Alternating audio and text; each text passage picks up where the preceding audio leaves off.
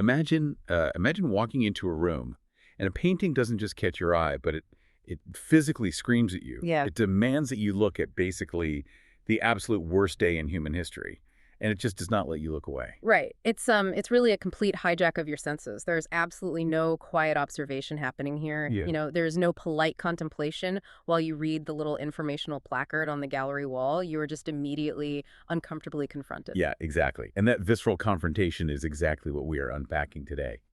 So welcome to today's deep dive. Our exploration is guided by this incredible piece of writing and research by Anita Louise Hummel from Anita Louise Art, and it's titled Picasso's Guernica, a powerful statement against war. And the mission today is really to figure out how one single, massive canvas managed to capture the horrifying reality of very specific tragedy, and then, how it evolved into this universal symbol against violence. Right. And finally, how exploring this masterpiece opens the door to some really profound questions about the nature of art itself, like suffering and influence and all of that. It is a journey from a localized, devastating event to, well, a global moral compass. And it really asks us to reconsider what art is actually capable of achieving. Okay, so let's unpack this. How does a piece of canvas actually do that? Like, how does it bridge the gap between a horrifying news headline and a timeless masterpiece? Because, you scroll on your phone today and you are constantly bombarded by news of conflict. Oh, constantly. Devastation is everywhere. Exactly. Devastation is everywhere. So taking this deep dive is a way to step back and see how humanity has historically processed overwhelming, mind-numbing tragedy through creativity. Yeah, and to understand how a painting bridges that gap, we really have to start with the horrific catalyst that forced it into existence. We need to examine the incredibly dark soil it grew from, basically. Right. That means going back to April 26, 1937, right in the middle of the Spanish Civil War. To the small Basque town of Guernica. But wait, if we were talking about a civil war, why target a small town?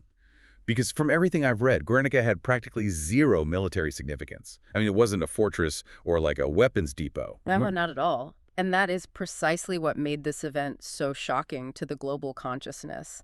The town was bombed by Nazi Germany's Luftwaffe and Italian fascist forces. Who were acting in support of Francisco Franco's nationalist faction, right? Exactly. This wasn't a strategic military strike. It was a terror tactic. It was one of the very first instances in modern history where aerial warfare was designed specifically to target civilians. It was just people living their lives. It was market day. It was market day. God. Hundreds of civilians were killed, and the town was left in absolute smoldering ruins. It just feels like a terrifying, localized preview of the mechanized horrors that would, soon sweep across all of Europe in World War II. It really was. And the news of this atrocity spread rapidly across the globe. So Pablo Picasso, who was a Spaniard living in Paris at the time, read the reports and was completely devastated. Naturally. Now, the context here is key. Picasso had actually already been commissioned to create a mural for the Spanish pavilion at the 1937 World's Fair in Paris. Right. And instead of painting whatever diplomatic, culturally celebratory mural he had originally planned, he just completely pivots. Yeah. He channels all of this anguish, this sheer, unfiltered outrage into a painting meant to bear witness to the suffering of Guernica's people. Yes. And he starts this massive canvas in May 1937 and finishes it in just over a month. Which is a staggering timeline for a piece of this magnitude. It is 11 feet tall and nearly 25 feet wide. Hold on. 11 by 25 feet in roughly 35 days. Yep. That sounds less like painting and more like a frantic, manic episode. Does that extremely compressed timeline actually change the physical feeling of the canvas? Can you see the frenzy in the brushstrokes? Well, if we connect this to the bigger picture, that speed and that sheer size were entirely intentional mechanisms to overwhelm the viewer. The goal wasn't to create a delicate, refined masterpiece with a million layers of glaze. Right, he wasn't going for pretty. Exactly. The massive scale was essentially a physical trap. Imagine walking into a pavilion at a World's Fair, which is an event usually celebrating human progress and technology, and being confronted by a wall of agony 25 feet across. Oh, wow. It dominates your peripheral vision. It physically surrounds you, forcing you to confront the reality of the Spanish Civil War, whether you want to or not. Okay, so the sheer architectural scale is the trap that draws you in. But once you are standing in front of it, it's the specific details, right? The fragmented Cubist nightmare happening inside the frame that actually locks you in. Let's decode what's literally happening on this canvas. Absolutely. So the very first thing your brain has to process is the absolute absence of color. Picasso rendered this entire massive scene in a stark, unyielding palette of black, white, and gray. And here's where it gets really interesting to me. By deliberately taking away the color, he strips away any aesthetic comfort. Think about it like looking at a stark, terrifying newspaper photograph or a gritty old newsreel. Yes, like a documentary. Exactly. The lack of color makes it feel like urgent documentary evidence. It forces your brain to stop looking for beauty and start processing the pain. It is an absolute insistence on raw emotion over decoration. And within that monochromatic chaos, Picasso employs Cubism. He was obviously a master of using overlapping, intersecting geometric planes.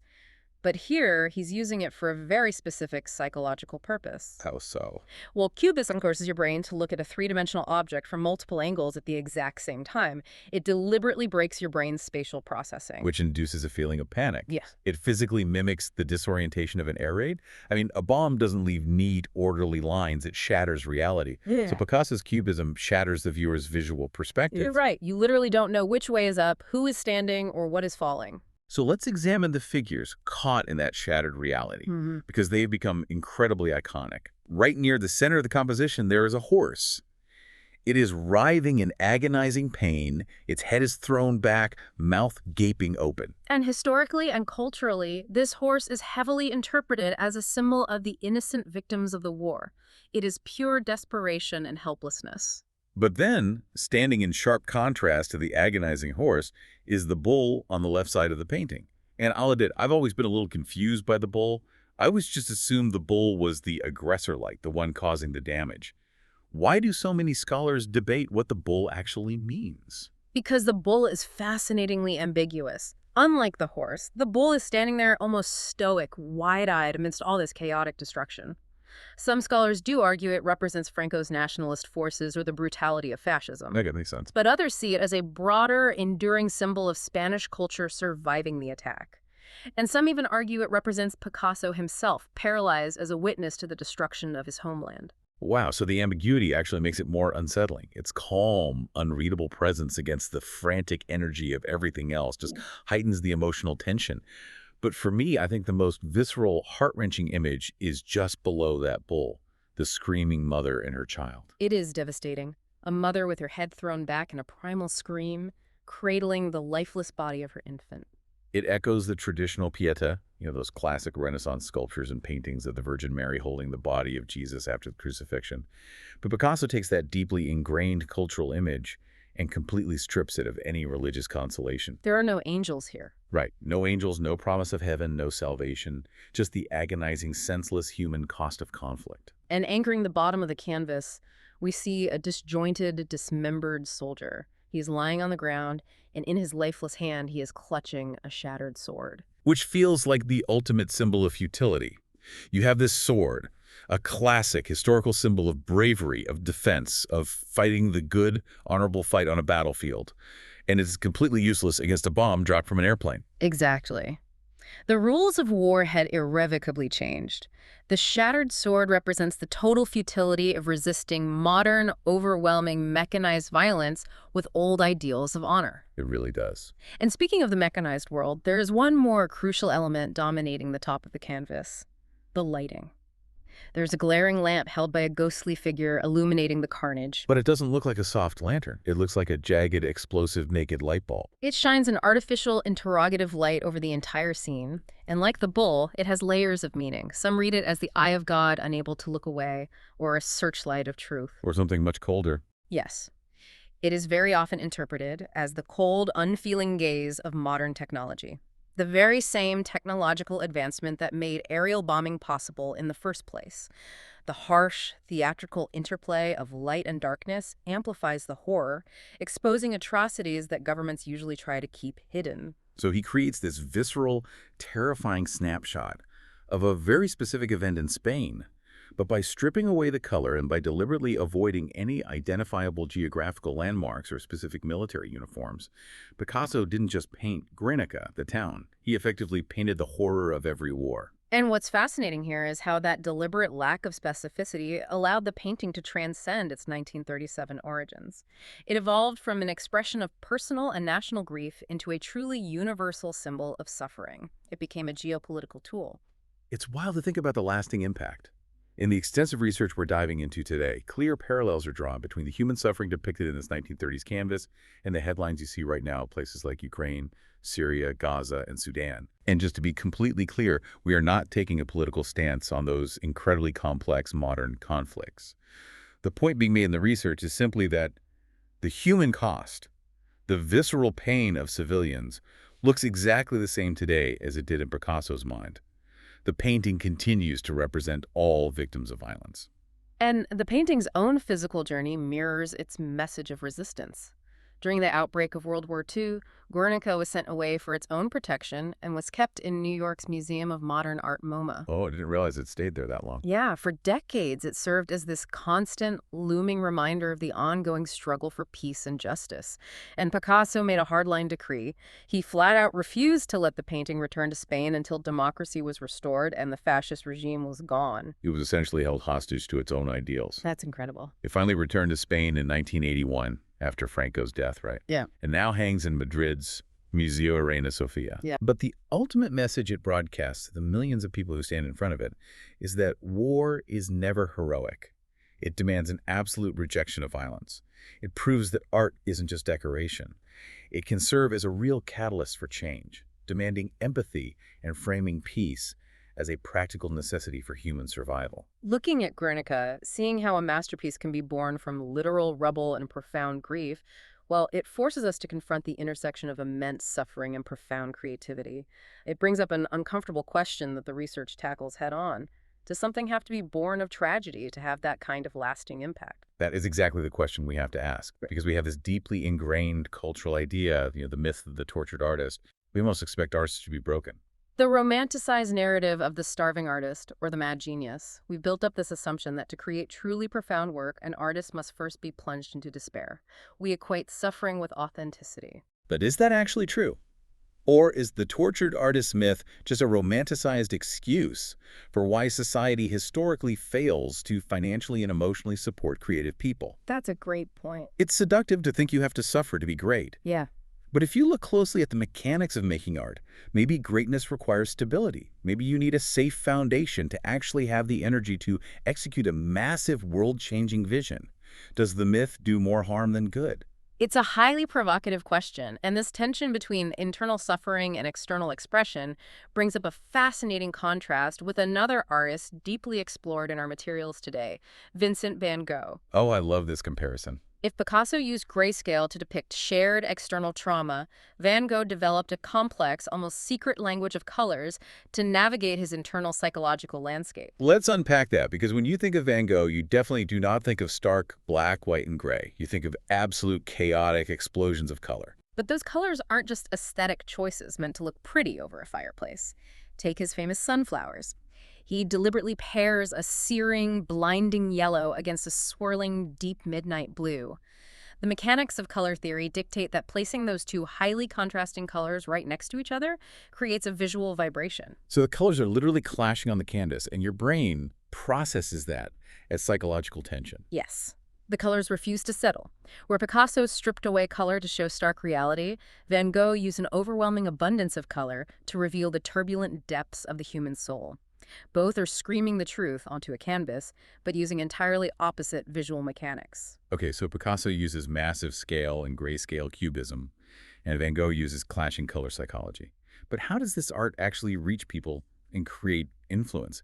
Because today, you and I measure influence in algorithms, right? Viral TikToks, follower counts, trending topic. Which brings us to a fascinating pivot in our exploration today, taking us to 19th century Japan and Katsushika Hokusai, the man famously known as the old man mad about drawing. I am obsessed with this idea. Hokusai is basically framed as the original global art influencer, but he's doing it in the 1800s. Yeah. How do you go viral and influence the globe without a smartphone or an algorithm. You use a wooden block, a bowl of striking Prussian blue ink, and a spiritual obsession with Mount Fuji. Woodblock printing was essentially the 19th century equivalent of the retweet. It completely changed the mechanics of distribution. Because it's not just one painting. Exactly. We aren't talking about a singular, massive canvas locked in a private gallery for the elite. An artist carves an image into wood, inks it, and stamps it onto paper. It allowed for rapid mass production. So a single image like his iconic Great Wave off Kanagawa could be reproduced thousands of times. It was relatively cheap, accessible art that ordinary people could actually afford to own. Precisely. And that mass distribution meant Hokusai's visual ideas, his radical use of perspective, his dynamic compositions, and that vibrant synthetic Prussian blue ink could physically travel on merchant ships all over the world. That is just wild. His prints flooded into Europe, fundamentally altering the trajectory of Western art and directly influencing artists, including Vincent van Gogh himself. It completely reframes how you think about impact. It proves that true influence isn't about the digital technology used to distribute a message. It's about the conceptual power of the image itself and the ability to get it in front of the masses. Hokusai was democratizing art and going global before the internet was even a concept. It is remarkable to think about the journey we've taken through these ideas today. From the terrifying, unprecedented bombing of a small Basque town in 1937. Right, through the stark, fragmented, monochromatic genius of Picasso's furious response. To the psychological tension of Van Gogh's vibrant blues and yellows, and finally to Hokusai's masterful, mass-produced woodblocks. It is a testament to the enduring, undeniable power of art to communicate universal truths across time and culture. Which brings us to a final thought for you to ponder. Pablo Picasso once famously said, "Art is a lie that makes us realize the truth." That is a profoundly layered paradox. It really is. Consider this. How is it that a painting like Guernica, a canvas full of entirely distorted shapes, physically impossible bodies, and completely stripped of any real-world color, how can that lie somehow communicate the ultimate truth of a historical tragedy far better than a perfectly accurate, beautifully exposed photograph ever could? It is something to seriously think about the next time you look at a piece of art. Is the artist showing you the literal facts, or are they showing you the truth? And if you want to continue exploring the fascinating truths hidden in great art, there are some incredible resources waiting for you based on today's deep dive. Yes, we highly invite you to subscribe to the podcast associated with today's source material. You can find it anywhere you listen under 5 Minutes with Art or Deep Dive with 5 Minutes with Art. It is a fantastic way to spend just a few minutes a week discovering incredible artists and learning the rich stories behind the canvas. You should also definitely subscribe to the Anita Louise Art YouTube channel for more great videos, visual breakdowns, and deep dives into the art world. And to really become a part of the community and keep these conversations going, sign up for their free newsletter. Finally, I highly urge you to check out the blog and the original artwork of Anita Louise Hummel herself. Her personal style is a brilliant pivot from the heavy themes we discussed today. It is vibrant, modern, and abstract, featuring beautiful women, animals, and this incredibly intricate, meticulous use of gold and silver leaf. It is art that is explicitly designed to uplift your spirit, bring light into a room, and make you smile. A beautiful reminder that while art can force us to confront our darkest moments, it also has the profound power to bring immense joy. Exactly. Sometimes you need a massive monochromatic visual scream to wake you up to the realities of the world, and sometimes you need vibrant colors, woodblock waves, and shimmering gold leaf to remind you of the beauty still left in it. Keep exploring, keep looking closely, and thanks for joining us on this deep dive.